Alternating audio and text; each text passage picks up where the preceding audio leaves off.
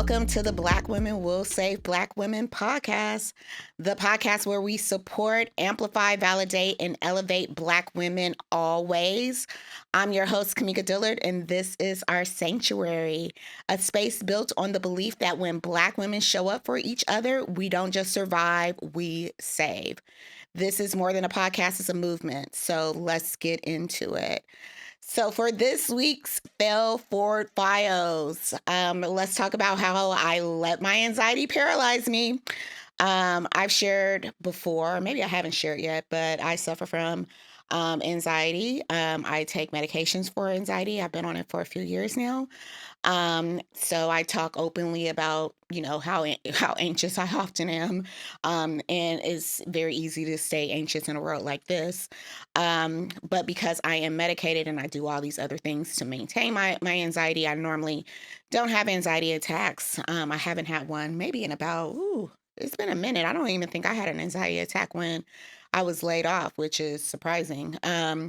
But as you guys know, we just started doing this podcast. I'm a few episodes in and I'm still very unsure of what I'm doing here. If I'm, being completely honest, I don't know if I should be focusing on doing this, focusing on building my coaching practice. I'm doing this podcast because I'm trying to help the community. Should I be devoting all my time, effort towards this? Or should I be really just trying to battle it out and looking for a corporate job? So, just pure honesty, I've just been in my head all week, and it's led to some unproductive days if I'm being completely honest. So why am I sharing this this week? Because it is okay to feel the feelings, but you can't let it paralyze you. And I let it paralyze me for a couple of days, if I'm being completely honest. So normally I give myself, maybe 4 or 5 hours to feel it and go to sleep. That is my default. But then the next morning I wake up and I get super productive. So what is really kind of grounding me during these times and moments where I feel like I don't know what the hell I'm doing is remember that there are a bunch of frauds running this country at the moment. So you are more than qualified at this time to try whatever you want to try because there are a bunch of frauds running the country at the moment. I'm Kamika Expresses, certified ACC professional coach and CEO of S.A.V.E Forward Coaching. At S.A.V.E Forward Coaching, professional growth isn't one size fits all. That's why we've created 3 ways to support you. DOT for building clarity and direction, RISE for resilience and intentional action, and VISION for long-term strategy and leadership. Each program is designed to help you move through setbacks with confidence and clarity and create momentum that lasts. No pressure, no hustle, just real progress. Ready to explore what's possible? Book a free discovery call at belforwardcoaching.com. Now, with all that out the way, I'm excited about our first guest. This week's guest is Lauren Pan, LP. She is the intentional leader, founder of Houstory, I hope I'm pronouncing it correctly, and a champion of authenticity. With over a decade in strategic HR and team building, she's committed to dismantling insecurity in organizations and creating transparency in housing. Through Houstory, she proves that leading with your whole self isn't just ethical, it's a strategy for equity and impact. Welcome this week's guest, Lauren Pan, aka LP. Hey LP, how's it going? Good. Good. I'm excited to have you. How you doing? I'm doing pretty well. It is really cold in Washington, D.C. Now. It went from 80 degrees to almost freezing, almost overnight. You gotta love fall right now. It's like, what do you want to be? Do you want to be summer? Do you want to be winter? Can you just pick one, please? So I understand your pain. I'm in LA and it's supposed to be raining very soon, which means, the whole entire city of LA will be paralyzed. So, Yeah. so LP, we want to hear about your story, which we know is you are part of the 300 or up to 500,000 Black women that have been laid off this year. So, tell us about it. What happened? Yeah. Um, so it was not surprising when it was coming. I knew that the company I was working with, it's primarily a government contractor. We saw the writing on the wall, but before all the other government contractors, they had some internal problems, and that resulted in 2 rounds of layoffs, 2 new CEOs. It was just a hot mess. And when I was laid off almost a year ago, it was about 2 weeks before my wedding. And so it was just, I don't know if that was the perfect timing or the worst timing, but it was absolutely insane. So we get laid off, and Yeah. then you don't even have time to mourn. There's no mourning period because we are getting ready to get married. Yeah, and I think it's really interesting too because I've been talking to a lot of my HR colleagues, and we always see it coming. We know the signs. The signs are there. So for weeks, or actually months, I knew that that was a real possibility. I used to have people stopping me in a hallway saying, "You know that there's going to be layoffs, right?" And I'm saying, "I'm human resources. I'm full aware of the situation that we're in." And then when it happened, I I wasn't upset because I was so excited about my wedding that I'd been neglecting several details, important details like flowers and hair and stuff that most brides have figured out months before, that I just channeled all my energy into planning my wedding because I was so excited for it.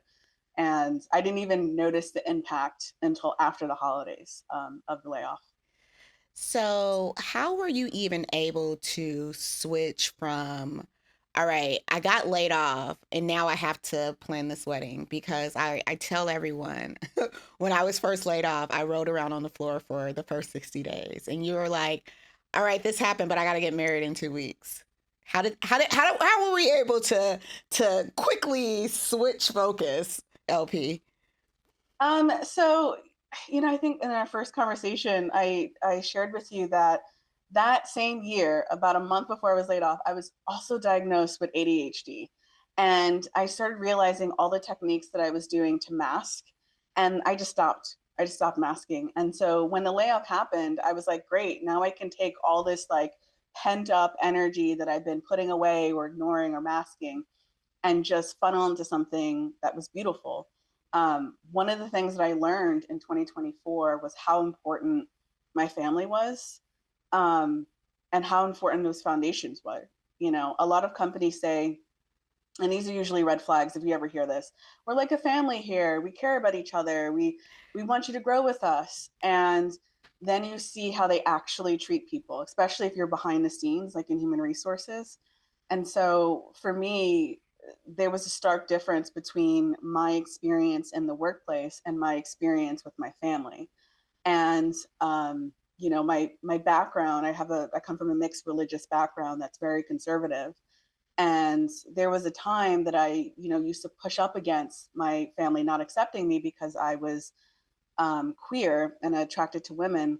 And there was a lot of pushback against that. But it wasn't until 2024 that I started seeing family members that I thought were completely anti gay completely step up and help me in ways that I am so utterly grateful for. And so when the layoff happened, I was like, well, I'm just going to put my energy into where I see the greatest return, which is the people around me that love me and, my now wife. I love that. So it's almost as if the switch happened at the perfect time where the quote unquote perceived job family fell away and your other family just stepped up. So I love that for you. So, of course, we get married, we go on our honeymoon. When did you finally start, I guess, dealing with the reality that you no longer had employment? Well, actually, we didn't go on a honeymoon. Oh, Yeah, so we had a sort of a destination wedding. We did it in Philly, right outside of the Philly city limits. to be equally distant between DC and New York, where we're from. I think it was like after the holidays come January, where everything starts coming down. You start looking at your credit card bill and everything. You're like, something's got to give. When I decided that, I was like, well, do I want to go back into what I was doing before and understanding like how it impacted my mental health and my relationships, or do I want to take all this positivity that I had from the wedding, from all of the family and friends that gathered together, and channel it into something positive? And so for me, I just decided I can't, like, the definition of insanity is doing the same thing expecting different results. And I didn't want to do the same thing expecting a different result. I was like, I got married, I changed my name, I completely took this like huge milestone that I never thought that I was going to be able to make. And so for me, I was like, I need to bring all that intentionality into the new year and think about what are some things that I can do that's going to stay true to myself, who I am as an individual, but also stay true to my values and stay true to my family. I love that. So you did not start, I take it that you did not start immediately looking for another corporate job. No, in fact, I've had a number of people reach out. I mean, I reached out to some of my recruiter friends to let them know the situation. And they would always ask me, they're like, so you're looking for a place for eight now to go to? And I said to them, I don't know. I don't know if that's not necessarily something I want to do. I did go in a couple of interviews, and they weren't great fits. I was able to pick out some of the immediate red flags just in the first couple of conversations. And I was just like, I can't go down that rabbit hole again. But yeah, it did take me, I would say, a couple of months. I didn't immediately start searching, but it took me a couple of months to solidify the direction I wanted to go in for, you know, 2025. So you mentioned red flags. Let's talk about what are some of the red flags that like immediately say, okay, this is not the job for me. Well, I've always been a really big picture thinker, and understanding the corporate strategy, understanding the overall business strategy and the business direction is really important to me, especially in human resources. So a really big red flag is if HR doesn't report to the CEO. If they report to anybody else, that to me shows that it's really not a priority, and I see it more as a sort of tactical function, the paperwork processor type. And we've moved out of the 80s, despite what's going on now, but like we've moved out of that time frame, so we need to move into the direction of the future and think about how we can leverage the most important element of the business and the most silent of the business to be able to make sure everything links together. So for me, that was something that was really important. People hear HR and say, you're the ops. Tell us why. Why organizations that report up to the CEO actually have a tendency not to operate as the ops, or do they operate more as the ops when they report up to the CEO? It depends. So whoever has the ear of the CEO tends to have a lot more power and influence.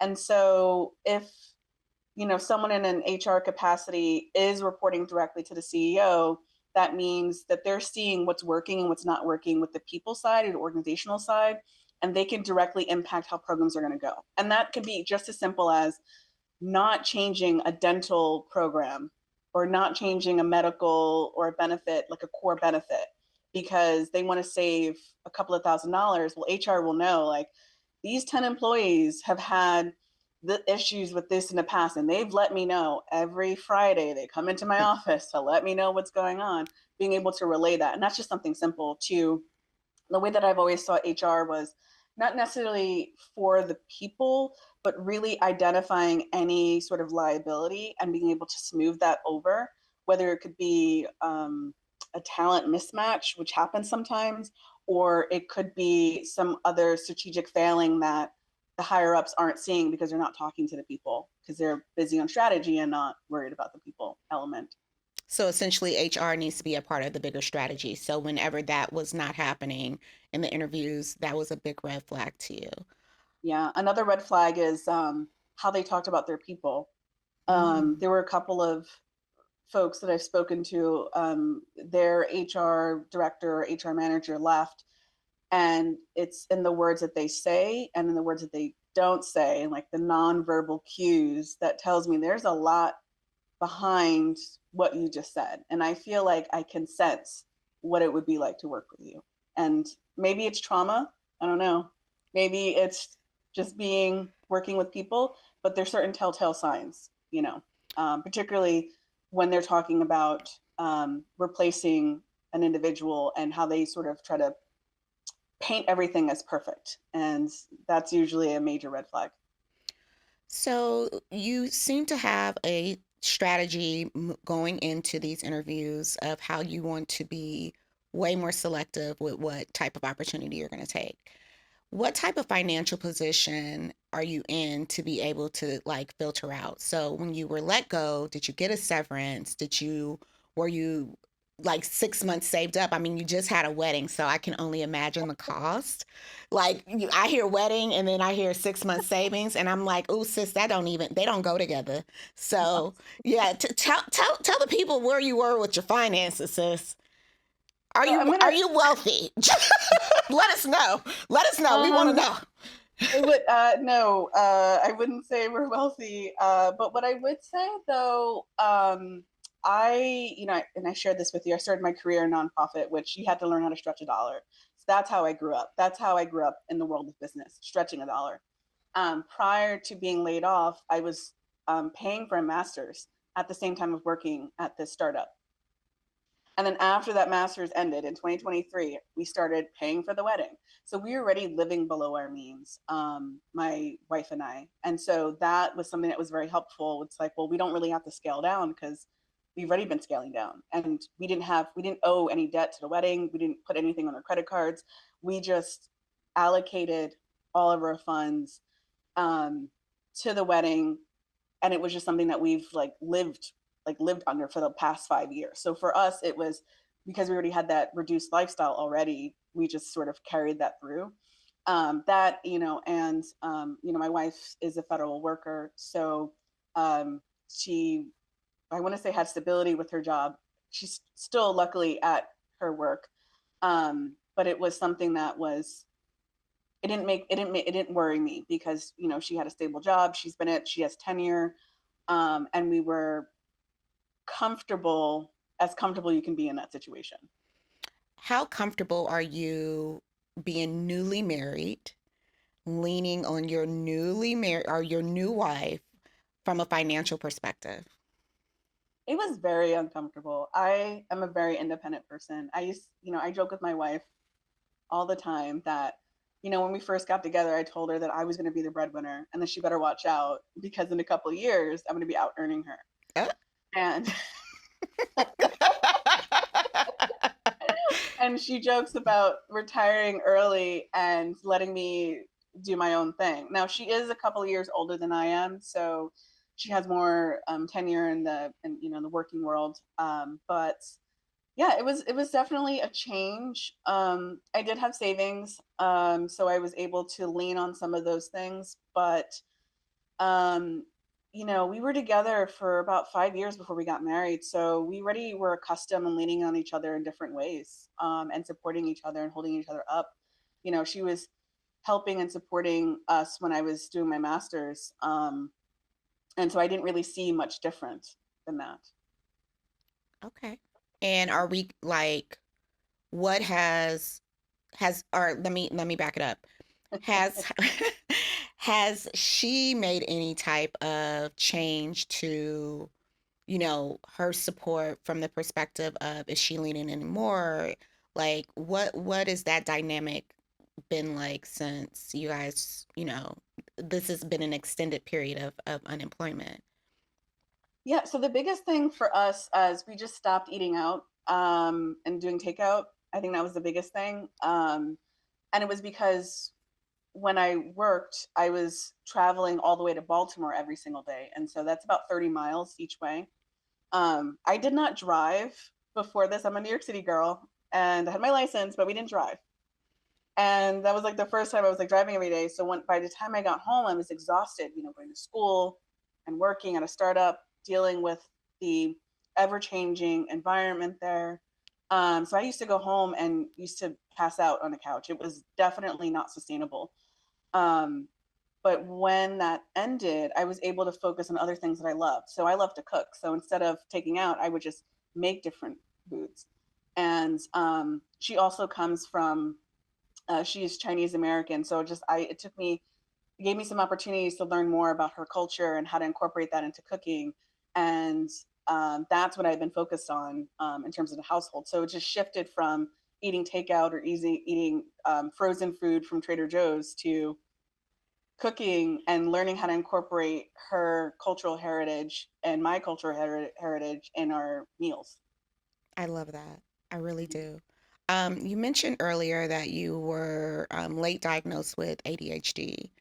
How has that diagnosis like impacted this layoff? Because we know this is not the first time you've lost a job.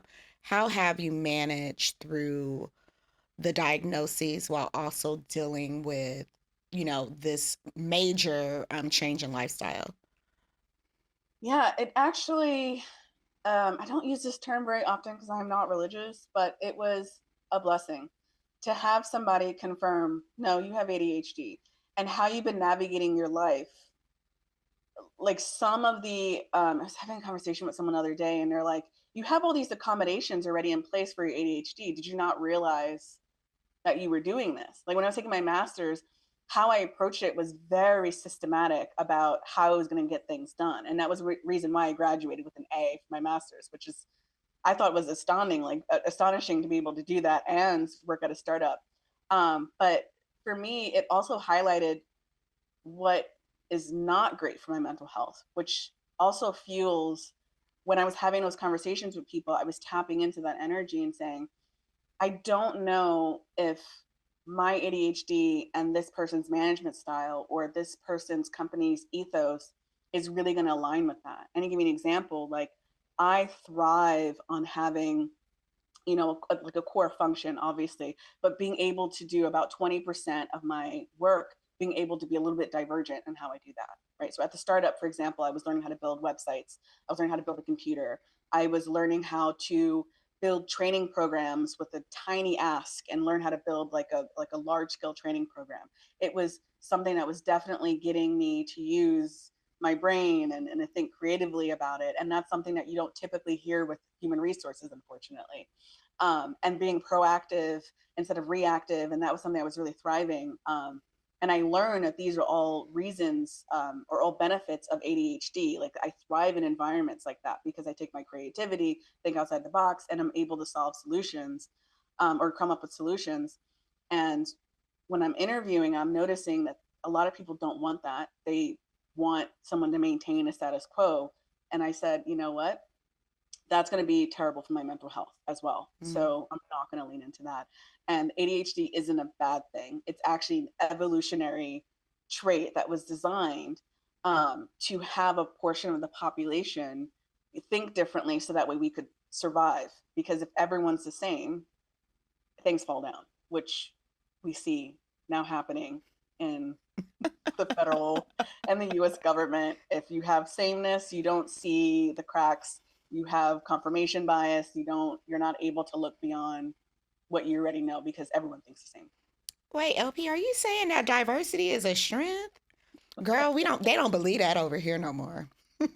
I think I was reading something the other day and I read that when you hear those folks say the phrase DEI, it's really code Oh, for for the black. N word. Yeah. Yeah. Yeah, it's the new N word. Yeah. And I'd rather you And just call me the N word with the hard R. Just say it. just say it. It's just absolutely. I mean, I think the biggest thing that I learned in my journey, just not even necessarily in the workplace, just moving from New York City to Maryland was, I think this is the first time in my life that I've been consistently had people remind me that I was Black and put me in a box.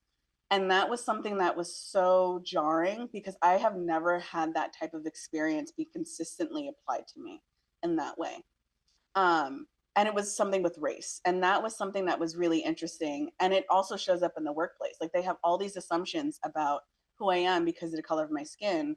And when I tell them that I grew up in a mixed religious household with so many different cultures affecting how I grew up, that they're shocked. They're like, how can you be Black and Caribbean and grow up so close to Puerto Rican culture and Indian culture and have all of that be part of your upbringing, be Catholic and Muslim and eat kosher? Like, how is that even a possibility? Um, and it's just, I don't know, that's a very New York thing. And coming out to Maryland, where that type of diversity is not readily seen because everyone's still really segregated, especially outside of like city centers. Um, and that was something that was very jarring to deal with for sure.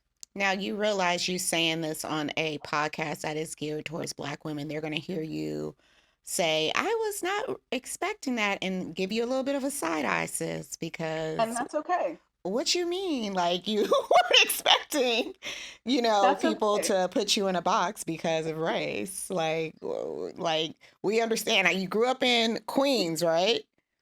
Yes. And the Queens just was exempt from like the racism card just because it was super diverse, or help me No. understand.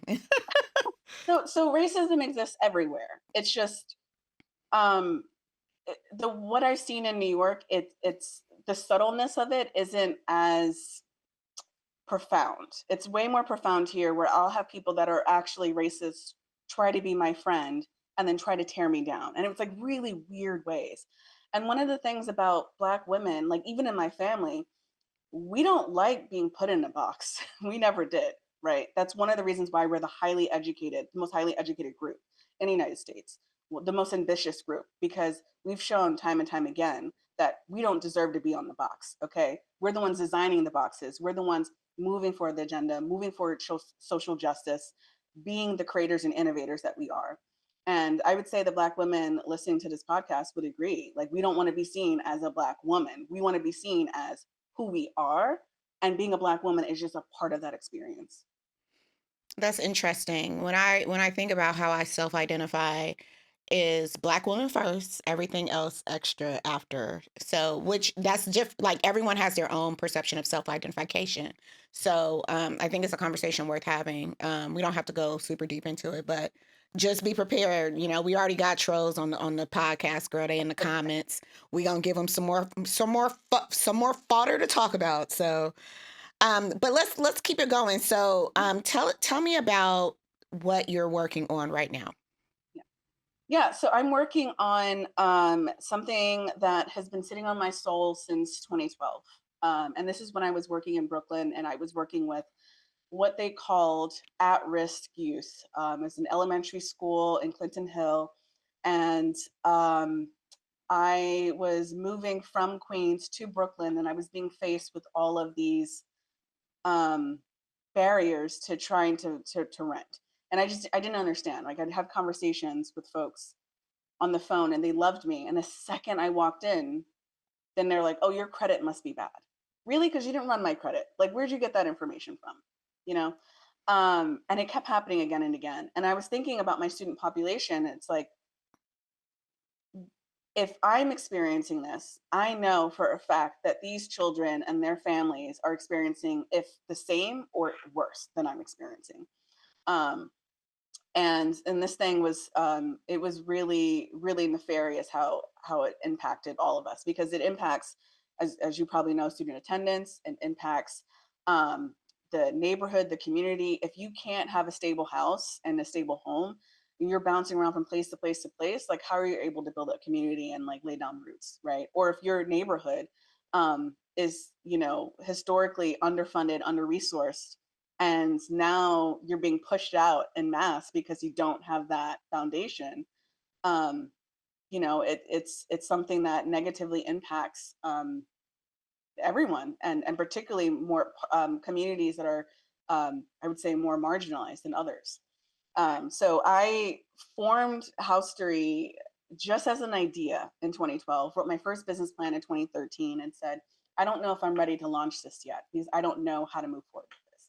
And it wasn't until 2023 that I had the thought about making it a mobile app and a web page. Because for me, that's something that's way more accessible to everybody. You know, as far as I know, as far as we have today, we have libraries, and that has computers, right, and tablets that people can use, right? A lot of people have smartphones, and this is something that's accessible. And I decided with the mobile app idea in 2023 that after the wedding, I wanted to turn my focus 100% on this because it's been sitting on my soul and it's been sitting there for over a decade. And I said, we have to do something about it. And every conversation I had just confirmed that this was the right direction. I was, talking to my former colleagues, talking to some of my mentors, and they're like, why aren't you doing this? Because you can. And that was something that people saw in me. They're like, we know that you're going to do something great in your life. So why don't you just do it? And so that's what I've been moving towards. Houstory is being built as a platform for rental transparency. So just getting the public available information, consolidating it and making it understandable and readable for folks. Getting community feedback, getting feedback and reviews on landlord history, tenant history, unit histories, and then also providing a space that people can learn about the history of different neighborhoods. There was one neighborhood that I was particularly really proud of living in, which was Weeksville in Crown Heights. It's embedded within the Crown Heights community. It's one of the first free Black communities in New York City, and they still have the original houses from the 1800s as part of like a heritage site.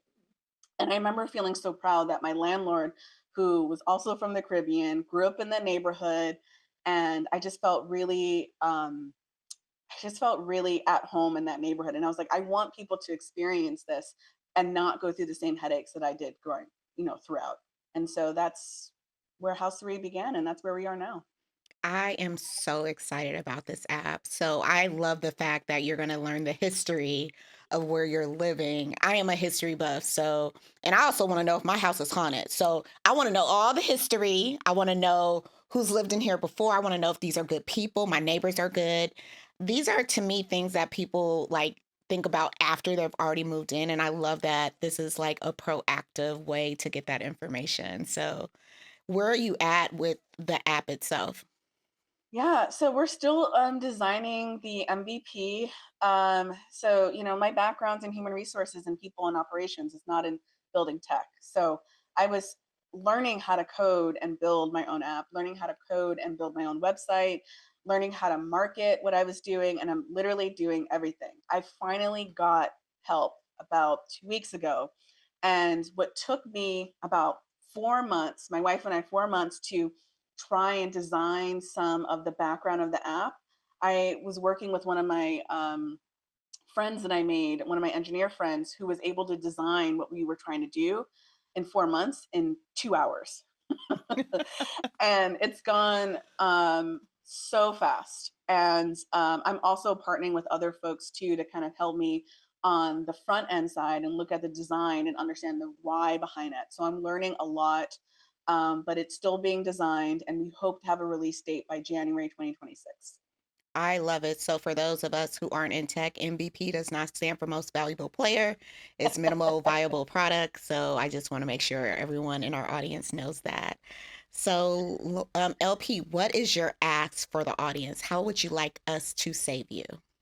Yeah, so I am really big on community. However you identify, however you show up, I'm really big on that. In fact, I want to say that the engineer that's helping me was someone I met through a Black lesbian event in DC during Pride.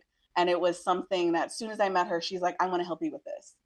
And it was just great to have that sense of community. So I just want to tap into the community and to continue to help move this forward. I'm looking for people to tell me their rental stories. You don't have to be in New York City or in Baltimore. You can be in any US city. I want to hear about the impact that renting has had on you and what you want to see different for your rental experience and what you want out of a product. Because we are a social impact company. Um, what we're doing is going to impact people in a positive way, but the only way to do that is to hear the stories.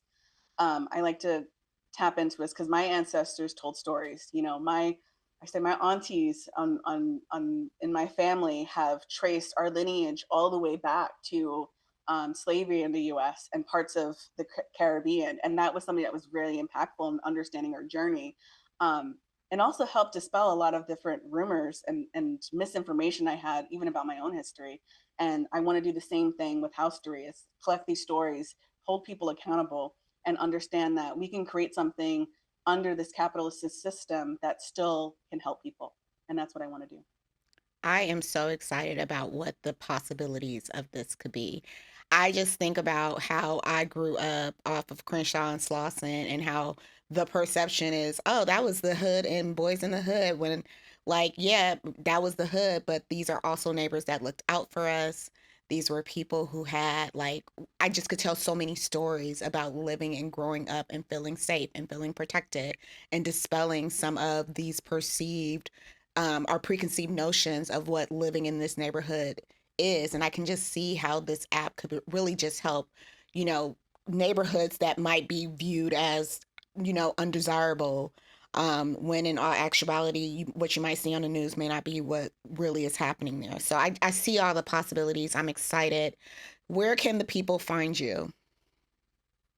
Yeah, so people can find me on social media. They can find me on our website, houstory.app.com, on Instagram and TikTok, TikTok, TikTok, it's Houstory app. And I have a Facebook and LinkedIn page. And, you know, we're posting as often as possible. I'm starting a new series called Houstories, which is talking about people's rental experiences living in New York City. And I am focusing on folks that have, you know, similar story that I do, where it's like, it's not only the struggle of trying to find housing, but it's all these other factors involved, you know, like walking into a realtor's office and being denied just because they look at me and see what I look like and determine that that's not good enough. So people are sharing their stories with me already, and you'll start to see that on social media. I love it. And that's Houstory. There's no E in it. .com and on all the socials as well. So thanks, LP. Thank you. This has been an awesome conversation. I'm excited about what's to come. And for our last segment of the night of the day, it's night when we're taping this, but our save strategy for the week. So this week's save strategy is really centered around the S in save: support, support, support, support. Support your friends' efforts, okay? Real talk. Support is not anything super complicated, y'all. It can be as little as referring a friend to your friend's Instagram page, seeing a job that might fit them, giving them feedback that might help their business, or just giving them feedback in general. But we got to support each other. Support is a verb, it is an action driven word. Okay. It is not a noun when we are talking about it. We really want people to support one another. We are up against the holidays. Support is going to be so crucial during this time. So, really just think about, how do you really want to support the Black women in your life during this time, especially those who have been impacted this year? We need to figure out how to actionably support them. There are some women who are choosing to go back into the job force, that are actively looking. They need jobs, y'all. There are some women who are choosing to be entrepreneurs.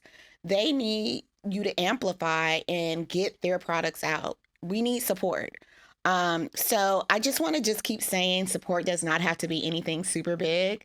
It can be something super small, but please, please, please support folks during this time. Um, and that's all I have to say. With everything that's going on, I think that, you know, support is really going to be how we differentiate what the next steps and what 2026 is going to look like. So, at the end of the day, support, amplify, validate, and elevate. That is how we save Black women. And never forget that Black women will save Black women. Thank you for tuning in. I am your host, Kamika Dillard. Tune in, follow us on all the socials, YouTube, Instagram, Facebook. Get all those things. Merch line coming soon. And you see I'm wearing my shirt tonight. So please, just follow us, tune in, tell a friend. All right. See you next week in the sanctuary.